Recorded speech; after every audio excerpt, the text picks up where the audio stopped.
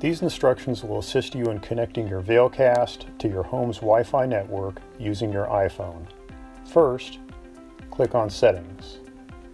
Next, select Wi-Fi.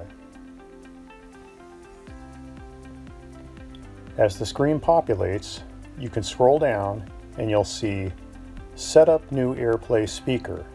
Under that will be the name of your VAILcast. It's VAILcast followed by a unique set of numbers and letters. Select that.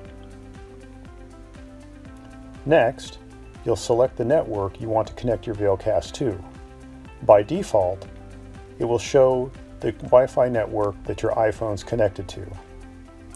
At this point, you can also change the speaker name of the VAILcast.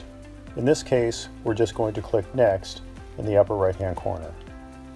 Now, your phone is assisting the VAILcast in connecting to your home's Wi-Fi network. Wait and be patient. We're now done. Select Done. Your VAILcast is now connected to your home's Wi-Fi network.